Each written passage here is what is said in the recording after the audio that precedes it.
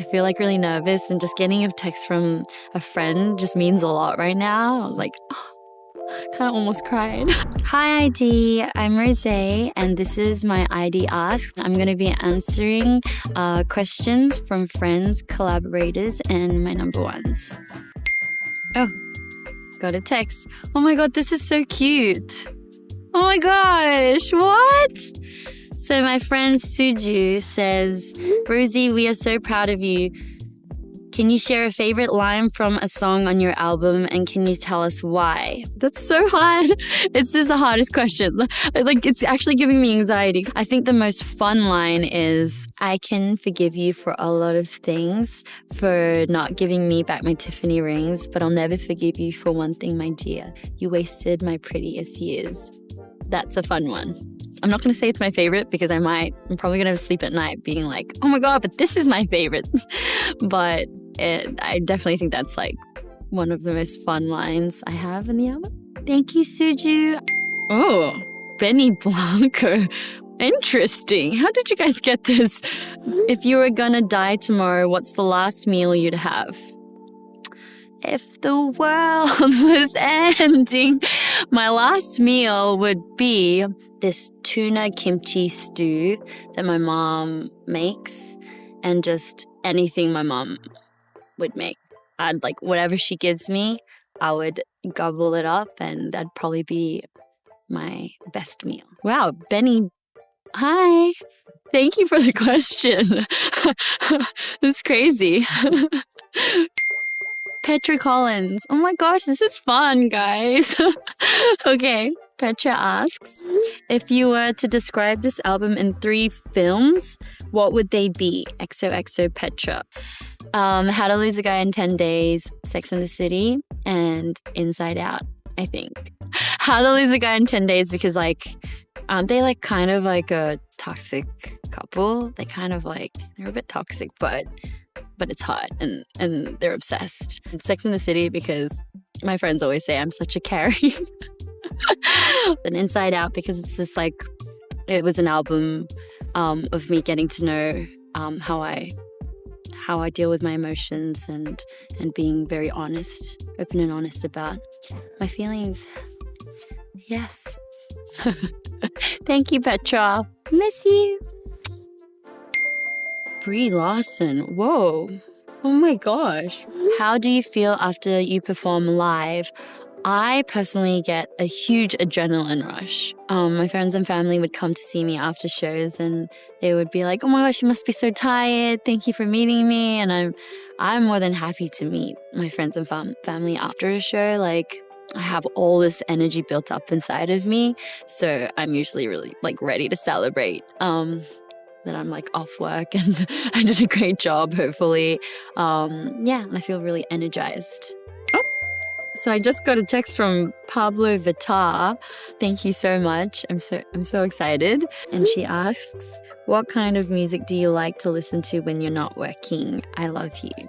Lately, I've been listening to my album because I've noticed that once you release music, it kind of becomes the world's. So I'm trying to enjoy my last few moments with it by myself because it's still like, they still feel like my babies. But then if I like put it up into the world, I feel like I'm going to feel like, I don't know. It always feels a bit different once it's out. So I've been trying to listen to my album as much as I can lately. Usually it stresses me out, but now it's like all wrapped up.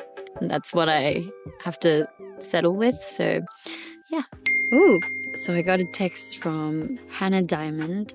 Thank you, Hannah, for sending in your question. She asks, who would be on the creative dream team to bring your artistic vision to life? I think I may have gotten my dream team, which is Bruno.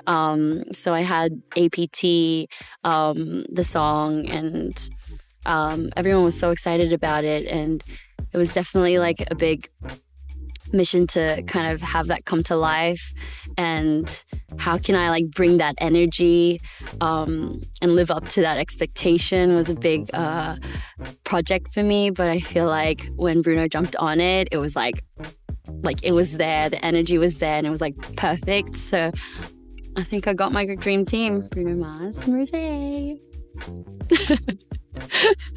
Oh, got a text from Bella Poarch.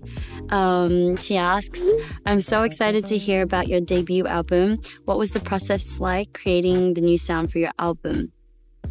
Thank you, Bella, for the text. The process was pretty organic, I would say. Days that I thought would be more like experiments kind of ended up being like part of the album. I started the whole thing, kind of fresh. I had never really been fully a part of the songwriting process before.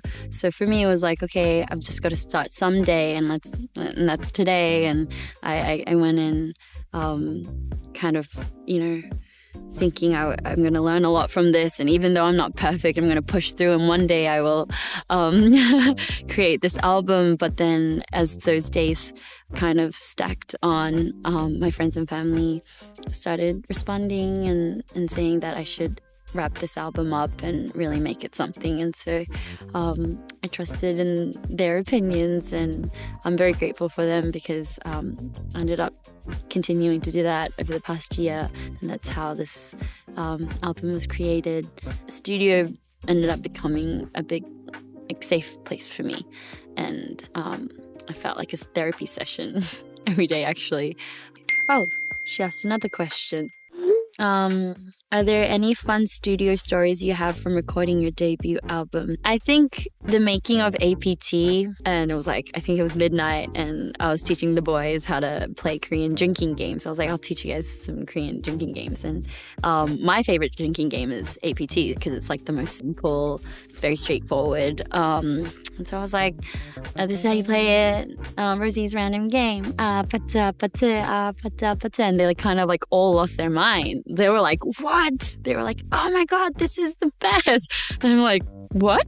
Like, why do you like it so much? And they were like, again. So I was like, we should write a song with this game.